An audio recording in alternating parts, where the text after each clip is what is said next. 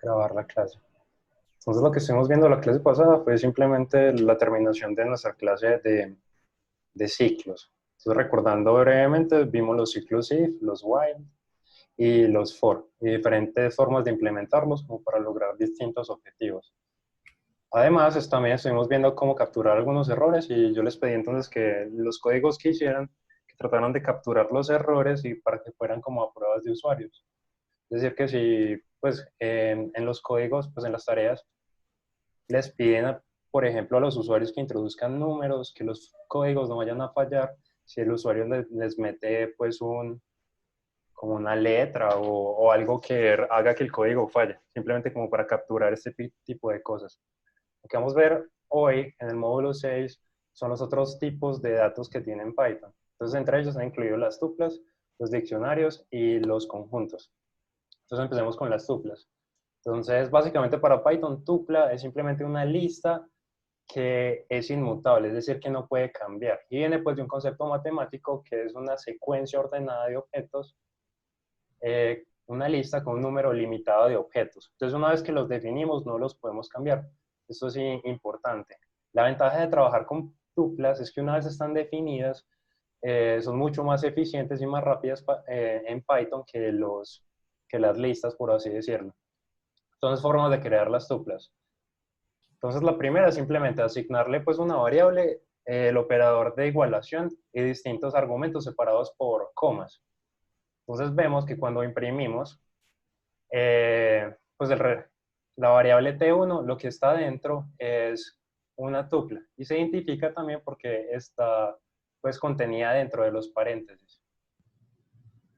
Listo.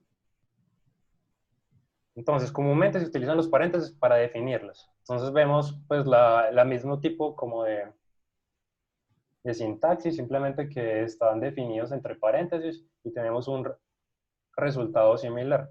Preguntamos entonces el tipo de dato que es y nos dice que es una tupla.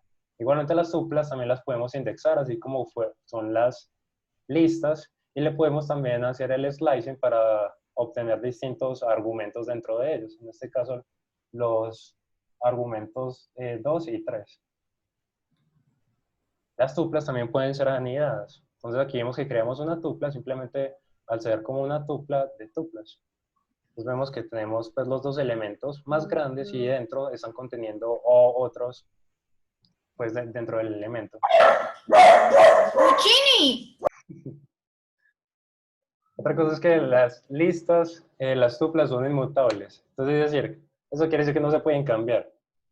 Entonces cuando intentamos cambiarlas se va a generar un error, como vemos acá. Estamos en la tupla 1 intentando cambiar el segundo argumento por un cambio.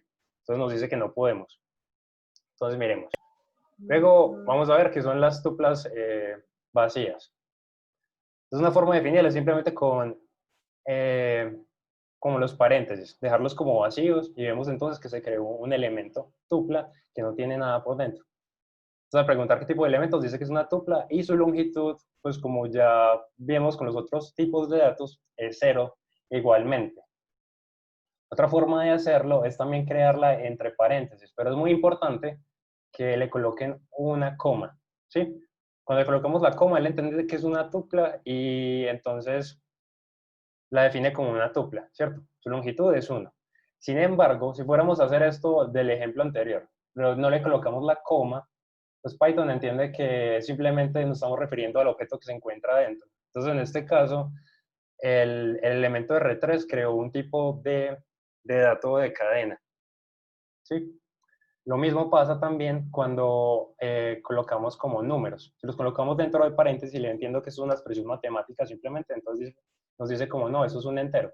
Es lo que está pasando acá, nos dice que es un tipo entero. Si quisiéramos hacer la tupla, deberíamos colocarle entonces la coma.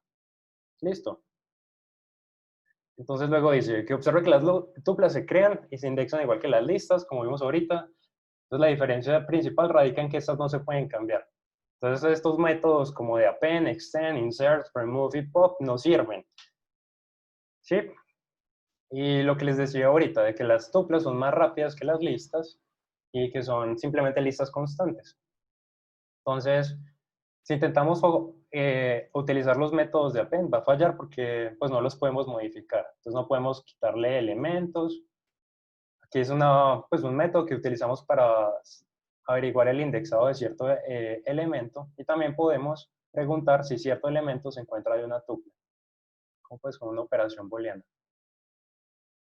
Otra cosa que se puede hacer es como la asignación pues, del desempaquetado en secuencia. Entonces tenemos como una tupla L, ¿cierto? Con varios elementos. Y lo que hacemos en la línea de abajo es que todo lo que esté dentro de L se lo vamos a asignar a esta parte de acá. Entonces ya al averiguar como qué es lo que tienen las variables dentro, vemos que tienen pues secuencialmente lo que se les asignó dentro de la tupla de arriba. Pues esto es otra forma también de hacer algo similar. Tenemos una tupla a la izquierda y a la derecha le estamos asignando distintos elementos. En este caso simplemente pues una secuencia desde el 0 hasta el 6. Entonces aquí vemos otro ejemplo que puede ser también interesante. Entonces tenemos una variable a igual a 1, una variable b igual a 2, y lo que vamos a hacer es redefinirlas, pero utilizando los mismos argumentos de allá arriba. Entonces, lo que está en A se va a pasar a lo que está en B, ¿cierto? Y este A va a tomar la sumatoria de A y B. Entonces, en este caso, este es 3 y B queda con el valor de 1 que tenía A anteriormente. Algo que se puede hacer es como cambiar el tipo de datos entre tuplas y listas. Entonces, aquí definimos una lista, ¿cierto? Lo que hacemos entonces con el comando aquí de tupla, pues con esta función es volver esta lista a una tupla. Entonces vemos que se creó una tupla y noten entonces que los corchetes fueron reemplazados por paréntesis. Y lo mismo podemos hacer pues de manera contraria. Entonces esta T, que es una tupla, ¿cierto? La volvemos una lista.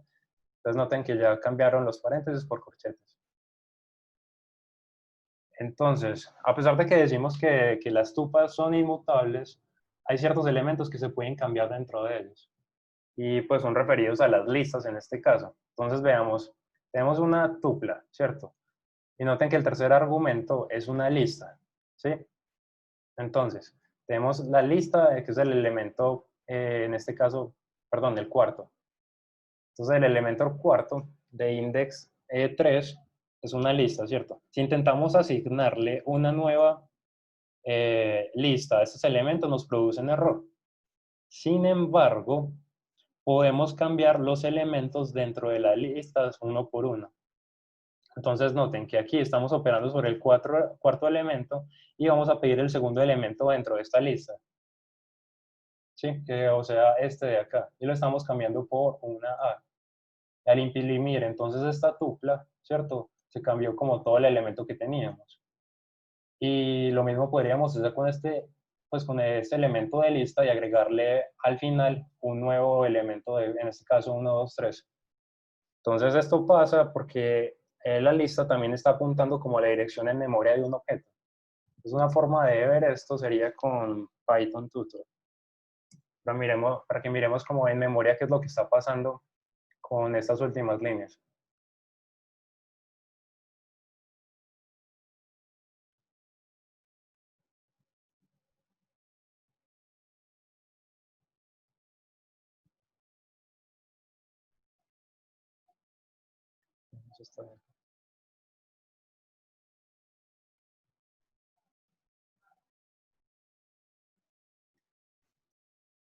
Entonces, en la primera línea generamos un elemento, ¿cierto? Entonces noten que aquí simplemente generamos como la estructura. Entonces los primeros 3 elementos de acá son inmutables y no se pueden cambiar. Sin embargo, el último, que es una lista, no lo crea dentro de él, sino que es un objeto apuntando a otro, ¿cierto?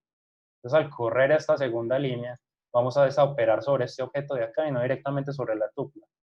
Entonces de esa forma sí podríamos como modificarlas, pero es como un caso como muy particular. Es algo que pues podrían tener en cuenta para sus cosas. Listo. ¿Hasta aquí tienen alguna pregunta?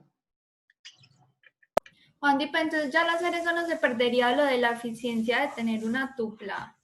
Pues ya para eso no hace una lista, ok. Sí, en ese caso sí. Sin embargo, pues la idea de las tuplas, como yo lo entiendo, es que tú las crees con elementos que sean inmutables. Entonces, en este caso, inmutables son otras tuplas, cadenas o números. Entonces, si tienes algo que no vaya a cambiar, deberías como almacenarlo dentro de una tupla si quisieras. Ok, gracias. Listo. Otra cosa, pues, que ya hemos visto es la comparación en secuencias. Entonces, pues, seguimos utilizando el ordenamiento lexicográfico en las tuplas. Y simplemente, pues, como para definir si un elemento es más grande que el otro. Entonces, otra vez recordando. Primero nos comparamos el primer elemento con el primero, ¿cierto? Que sean del mismo tipo de datos. Entonces, si esto, pues, no es mayor en este caso, ¿cierto? Sigue con el siguiente, y así sucesivamente, hasta establecer el orden de cuál elemento es más grande que el otro. Eh, las tuplas en un contexto booleano, pues como hemos visto también con los otros elementos, si tenemos una tupla vacía, Python nos va a retornar un falso. Si contiene aunque sea un solo elemento, nos va a retornar un verdadero. Entonces veamos, esta es la función que ya hemos implementado varias veces para, pues, para imprimir si es falso o verdadero. Entonces en la primera lo alimentamos con una tupla normal, nos devuelve un verdadero. Aquí alimentamos una tupla vacía, nos devuelve un falso. Y aquí tenemos un falso, pero eso corresponde como un elemento, ¿cierto? Entonces, como es un solo elemento dentro de eso, nos va a retornar un verdadero. Y si quieren como aprender más métodos que se pueden utilizar con las listas, pues una forma de consultarlos es utilizando pues como esta opción, simplemente como abrir el diccionario de todo lo que tenemos dentro de la tupla. Podríamos ver entonces como qué se puede hacer con ellas. Listo. El segundo tipo de datos que vamos a ver hoy son los conjuntos. Un momento. Entonces los conjuntos funcionan pues como estas expresiones matemáticas que sirven para almacenar elementos que no se encuentren repetidos. ¿Sí? Entonces son colecciones de números que no están duplicados. Los conjuntos están formados por valores inmutables otra vez.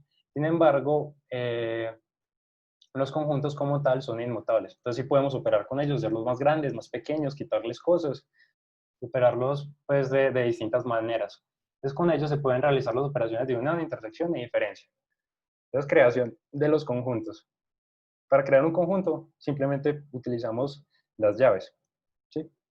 Y dentro de las llaves vemos que tenemos a nuestros elementos separados otra vez por comas.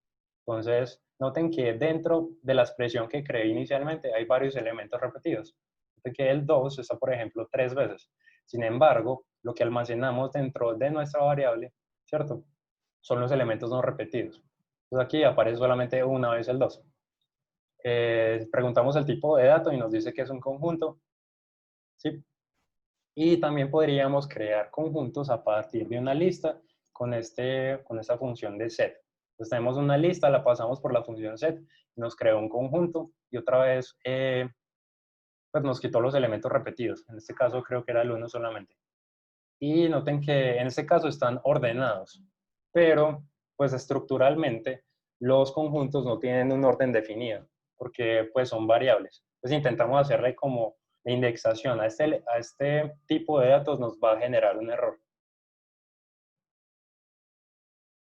Una forma de crear los conjuntos vacíos es de esta manera, ¿sí?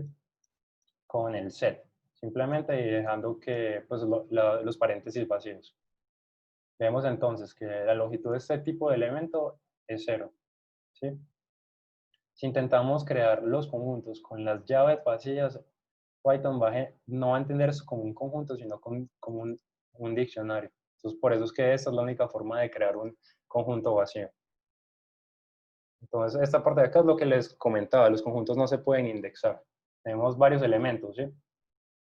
Entonces, aquí simplemente nos va a generar los números del 1 al 4. Entonces, si quisiéramos pedir el tercer elemento, ¿cierto? Este de acá, miren que Python genera un error, porque la indexación no está definido para este tipo de elementos. Otra cosa es que los elementos que no pueden tener de ellos, pues los elementos que pueden almacenar deben ser inmutables, como se había dicho inicialmente. Entonces, si se intenta dar una lista, ¿cierto?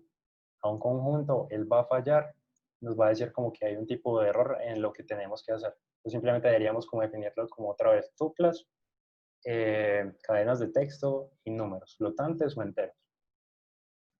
Entonces, ¿cómo podemos agregar elementos a un conjunto? Hay varias formas. Una de ellas es utilizar el método add. Entonces tenemos un conjunto inicial, 1, 2, 4. Agregamos el elemento 3 con el add. ¿Sí?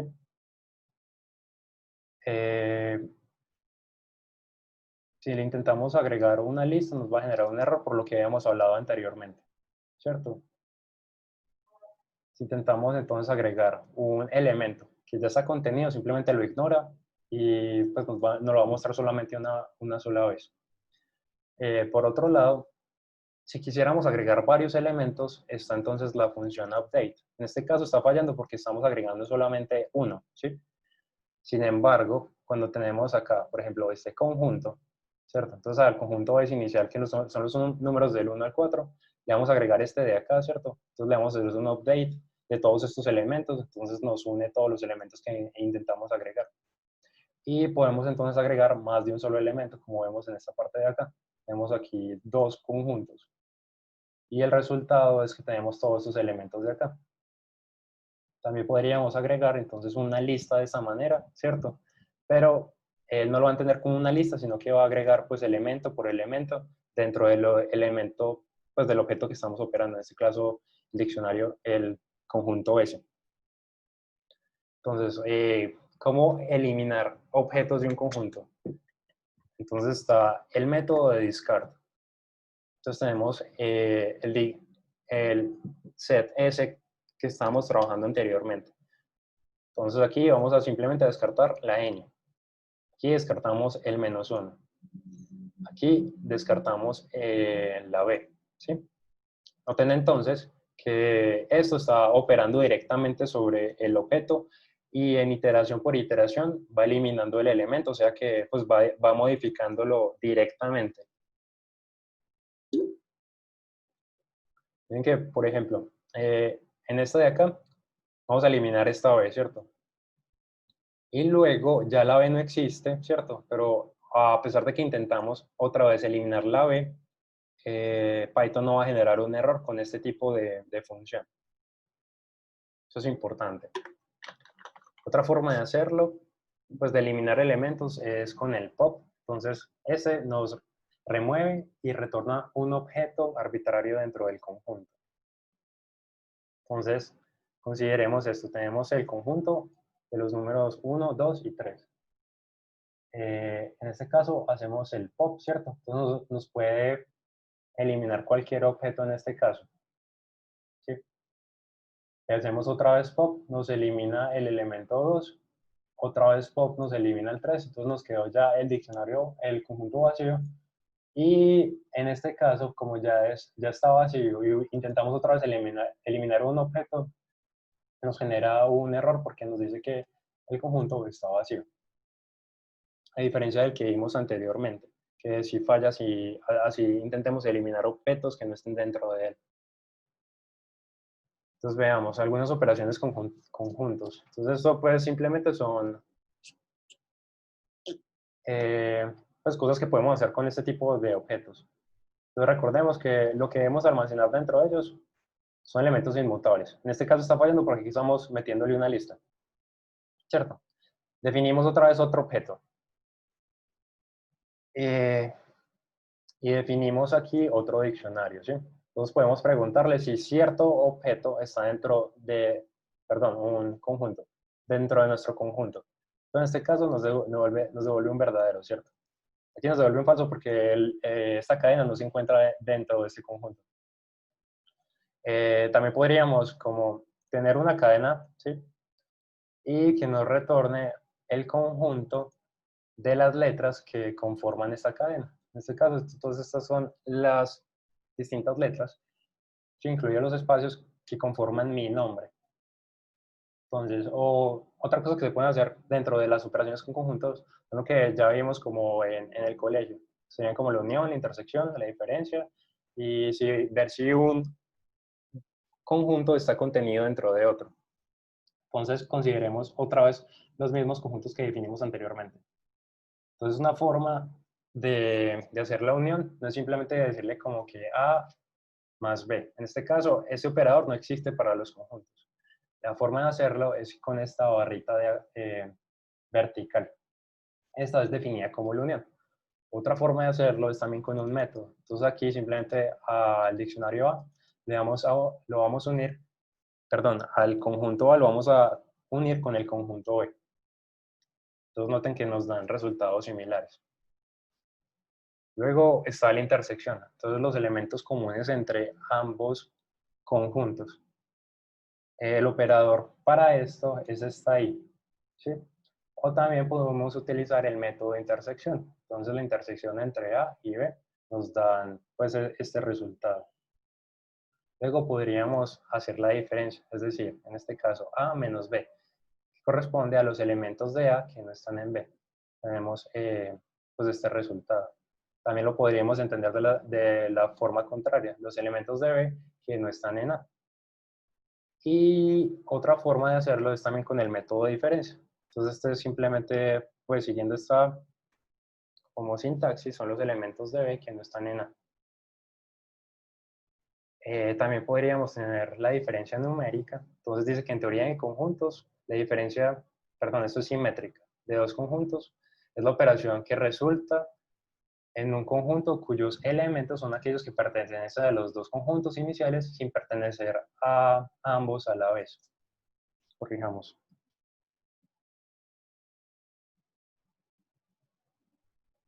Simétrica.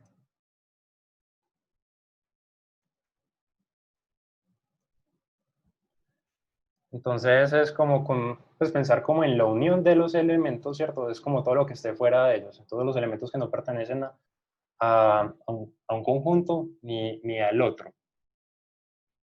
Entonces en este caso, esa es la diferencia simétrica entre A y B. También se podría hacer de esta manera de acá.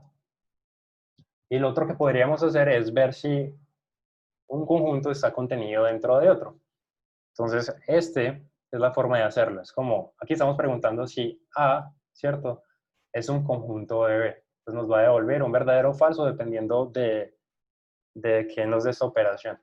Entonces consideremos que A son los números del 1 al 3 y B los números del 3 al 4. O lo otro que podemos preguntar es como si B, ¿cierto?, contiene, en este caso, a A. Entonces está preguntando si es un superset. Entonces nos va a devolver otra vez si pues si es verdadero o falso dependiendo de lo que evalúe.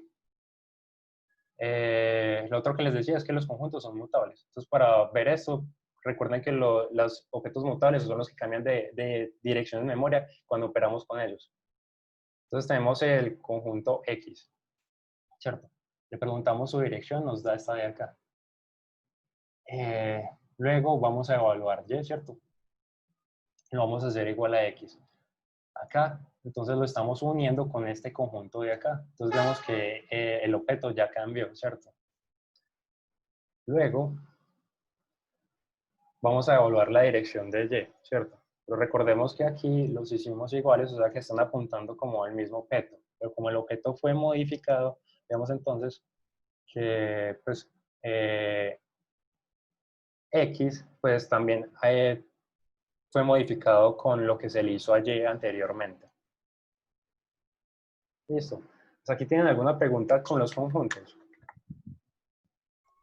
Andy, yo tengo una pregunta respecto a la utilidad de los conjuntos.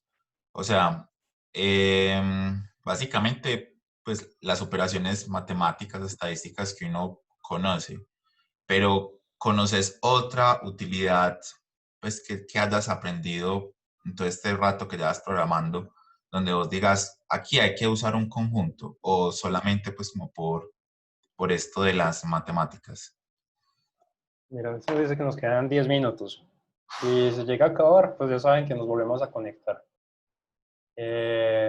Respecto a la pregunta, pues la única utilidad que yo le doy es que pues almacenan elementos que no están repetidos. Entonces, pues ese condicional sería lo que le daría como funcionalidad a este tipo de objetos.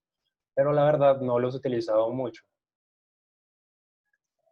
Pero si quisiéramos como, por ejemplo, almacenar cosas que no estén repetidas, pues esta sería la opción que intentaría utilizar. Listo. Gracias, Andy. Listo, José. Entonces sigamos pues con los diccionarios. Entonces diccionarios son Dice, es una colección de datos mutables, sin orden, cuyos elementos se identifican por pares. Entonces tenemos uno que es correspondiente a la llave, es decir, la key en inglés, y tiene un correspondiente valor asociado. Esos son muy útiles, la verdad. Entonces, para definirlo, otra vez utilizamos las llaves. Pero entonces, como lo que dice el texto de arriba, noten que estamos ingresando parejas ordenadas, pues parejas. Entonces, consideremos la primera pareja. Tenemos entonces aquí, entre comillas, ¿cierto? Que es una cadena, el apellido, ¿cierto? 2 puntos igual a Mantilla. Eso, digamos, aquí está como información mía, por así decirlo. Y vemos entonces que tenemos pues las parejas con diferentes valores asociados. Entonces aquí va a tener esta de acá, que sería la llave de apellido, está asociada a pues, mi apellido de Mantilla. Mi nombre está asociado a Juan Diego. Mi edad a 25, mi color favorito al azul. Entonces, de esa forma creamos un diccionario, ¿cierto? Donde tenemos pues 4 elementos, por así decirlo. Entonces, si quisiéramos pedirle, ¿cierto?, cierta información al diccionario, utilizamos esta notación. Entonces, el elemento, abrimos corchetes y colocamos la llave de lo que queremos pedir. Entonces, en este caso, le pedimos el nombre, ¿cierto? Y noten que lo que nos retorna es el valor asociado que nosotros ingresamos, en este caso, mi nombre de Juan Diego. Si quisiéramos la edad, ¿cierto? Simplemente es colocar pues esta llave, este es el primer elemento, el que está antes de 2 puntos, se le conoce como llave. Y entonces el resultado es lo que almacené acá, que es el de 25. Entonces, una vez definido un diccionario, una forma de seguir como agregando elementos es esta forma de acá. Entonces tenemos el diccionario de aquí arriba, y agregamos una nueva llave y su correspondiente valor asociado, en este caso masculino. Entonces vemos que quedó dentro del diccionario y vemos pues que ya se agregó el último elemento de sexo. Entonces los diccionarios son mutables. Entonces consideremos otra vez el diccionario anterior, ¿cierto? Entonces notemos que acá estamos asignando pues el mismo dirección de memoria a este de 2. Sin embargo, con este estamos haciendo una copia. Entonces preguntamos la dirección del primer elemento, nos arroja ese resultado, ¿cierto? Preguntamos al del segundo diccionario y miren que la dirección es igual. Sin embargo, el del tercero, que lo generamos con una copia, entonces vemos que apunta a una distinta localización de memoria. Entonces todo lo que yo haga con este de 2 va a afectar a este diccionario original. Si yo empiezo como a operar con este de 3, pues estos dos se van a ver inalterados en este caso.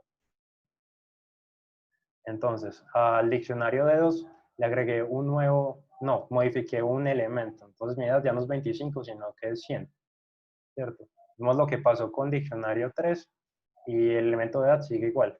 Sin embargo, el del diccionario, pues el original, miren que sí quedó alterado por este cambio que se le hizo acá. Entonces dice el cortocircuito y el acceso a diccionarios. Entonces es posible utilizar el operador init junto con la evaluación de cortocircuitos para evitar generar un error al intentar acceder a una llave inexistente dentro de un diccionario. Entonces, lo que quiere decir esto es, tenemos otra vez un diccionario, ¿cierto? Y le pido acá una llave que no existe. Cuando pido como un objeto que no existe dentro de un diccionario, genera un error. En este caso nos dice que hay un error en la llave, ¿cierto? Entonces, una forma de evitar este tipo de cosas cuando estemos en el código, si no queremos que se detenga como abruptamente, es utilizar como esta evaluación de cortocircuito. Entonces, lo primero que vamos a evaluar, ¿cierto?, es si la llave resistencia se encuentra dentro de diccionario, ¿cierto? Si no se encuentra, pues esto genera un falso, ¿cierto?, que es el que vemos acá y continuaría con el código. Luego, si esto es verdadero, entonces ya pues procederíamos a obtener el elemento correspondiente a esta llave. Entonces veamos cómo sería esto. Entonces, edad se encuentra dentro del diccionario, ¿cierto? Entonces esto me genera un verdadero. Entonces esta parte de acá es verdadera, ¿cierto? Y lo siguiente es que vamos a obtener el elemento que estamos buscando dentro del diccionario. Y pues de esta forma no generamos un error dentro de Python. Entonces otra cosa, las llaves. Esto es importante, porque las llaves para los diccionarios son definidas como elementos tipo inmutable, ¿cierto? Entonces no solamente podrían ser números, cadenas, sino también pueden ser números o tuplas, ¿cierto? Entonces, considerando este diccionario de acá, vemos que acá las llaves son números, ¿sí? Entonces, si preguntamos si 1000 está dentro de nuestros diccionario de sufijos, no es verdadero. Sufijos tienen una longitud de 2, ¿cierto? Y al preguntarle por el elemento de 1024, entonces nos arroja toda esta lista que tenemos dentro de, pues, de como valor asociado. Luego dice, las tuplas pueden ser utilizadas como llaves únicamente si contienen cadenas, números o otras tuplas. Entonces, es decir, si lo que almacenamos dentro de la tupla son otra vez elementos inmutables. Si una tupla contiene directa o indirectamente un objeto mutable, esa no puede ser utilizada como una llave para un diccionario. También nos dicen, no se puede usar las listas como llaves, ya que estas pueden ser modificadas usando asignación por índices, slicing, o métodos como append y extend. Entonces vemos, aquí creamos un diccionario. Y noten que las llaves son distintos tipos de objetos. Aquí tenemos un número entero, un flotante, aquí tenemos un true, aquí tenemos también un true, pero noten que es una cadena, y aquí tenemos una tupla. Y la tupla está, pues contiene elementos que son inmutables. Entonces esto nos permite generar este tipo de diccionario. Entonces si le preguntamos el elemento, ¿cierto? True, nos va a devolver esta parte de acá. Si le preguntamos por la cadena true, entonces nos va a devolver la triple D, así sucesivamente.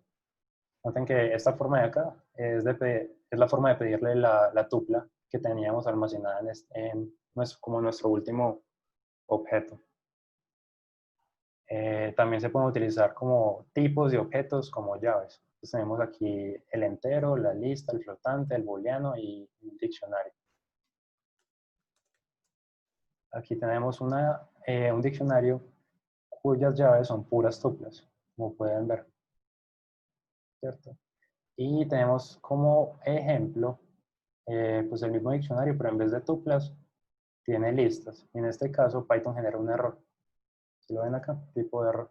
Y nos dice que estamos utilizando listas. Entonces, otra vez, la forma para averiguar como qué métodos y qué se puede hacer con las listas es utilizar pues este código de acá. Entonces, simplemente pedimos como todo lo que se puede hacer con los diccionarios. Entonces, vamos a ver algunos de los métodos. Primero de ellos sería lo de keys y values. Entonces, consideremos este diccionario de acá. Tenemos varios nombres y distintos números enteros asociados, ¿cierto? En esta parte de acá agregamos un nuevo elemento con el nombre de Camila y vemos que modificamos entonces el diccionario y aquí está pues, lo que acabamos de agregar. Entonces podríamos de alguna forma borrar un elemento dentro de un diccionario. Entonces, en este caso simplemente colocamos las llaves, ¿cierto? Y le decimos que nos elimine el elemento. Entonces vemos que ya el nombre de Juan no se encuentra dentro del diccionario. Entonces esto nos borra pues toda la pareja, la llave y su correspondiente valor asociado. Algo que podemos hacer es como preguntar como cuáles son las llaves del diccionario, ¿cierto? Entonces nos devuelve ese tipo de objeto, un directorio de las llaves. Y con el operador lista la podríamos entonces volver una lista si necesitáramos o quisiéramos hacer esto. Podríamos entonces como también organizarla, ¿cierto? Pues con este ordenamiento lexicográfico. Otra cosa que vimos que se podía hacer es mirar si cierta llave se encuentra dentro de cierto diccionario. Entonces, utilizando el operador in, también podríamos hacerlo al revés, como si Juan no se encuentra dentro de tel. Otra cosa que podríamos hacer es obtener directamente los valores asociados con este método de values.